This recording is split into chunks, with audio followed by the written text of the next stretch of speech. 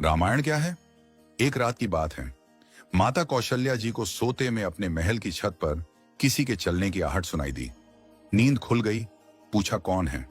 मालूम पड़ा श्रुतकीर्ति जी, सबसे छोटी बहू, शत्रुघ्न जी की पत्नी। माता कौशल्या जी ने उन्हें नीचे बुलाया। श्रुतकीर्ति जी आईं, चरणों में प्रणाम कर खड़ी रह गईं। माता कौशल्या जी ने पूछा, श्रुति, इतनी रात को अकेली छत पर क्या कर रही हो बेटी? क्या नींद नहीं आ रही? शत्रुघ्न कहाँ है? श्रुति कीर्ति की आंखें भर आईं, मां की छाती से चिपटी, गोद में सिमट गईं।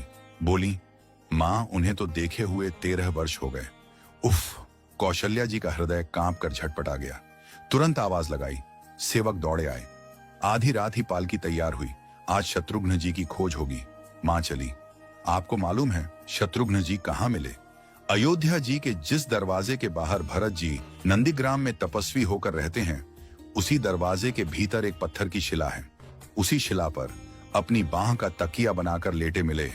मां सिराहने बैठ गईं, बालों में हाथ फिराया तो शत्रुघ्न जी ने आंखें खोली। मां! उठे, चरणों में गिरे। मां, आपने क्यों कष्ट किया?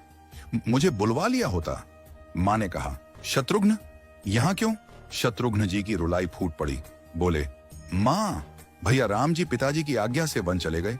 भैया लक्ष्मण जी उनके पीछे चले गए। भैया भरत जी भी नंदीग्राम में हैं।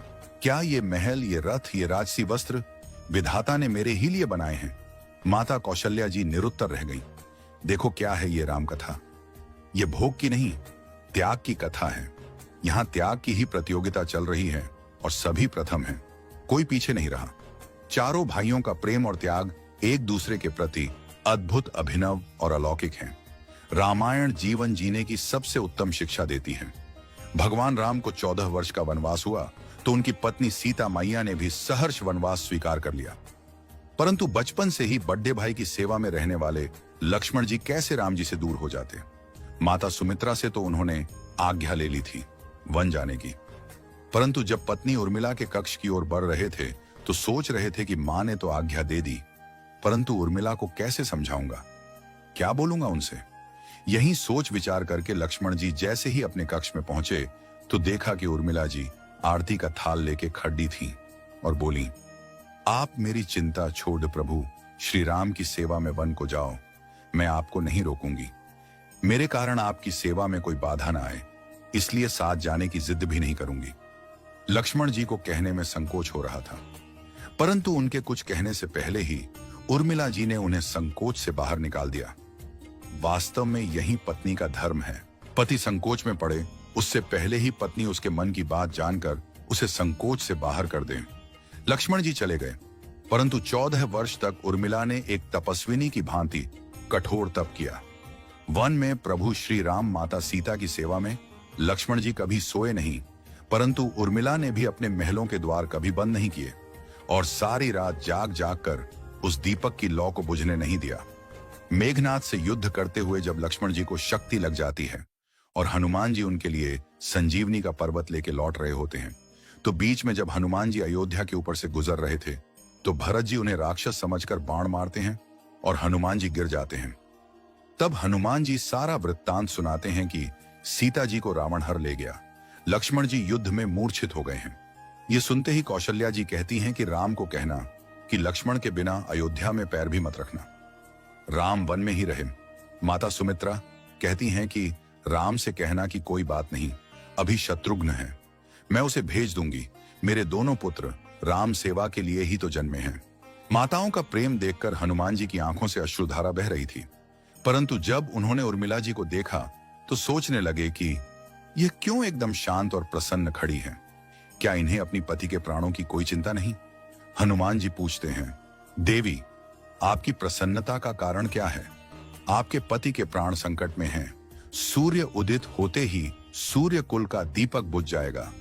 उर्मिला जी का उत्तर सुनकर तीनों लोकों का कोई भी प्राणी उनकी वंदना किए बिना नहीं रह पाएगा। उर्मिला बोली, मेरा दीपक संकट में नहीं है, वो बुझ ही नहीं सकता।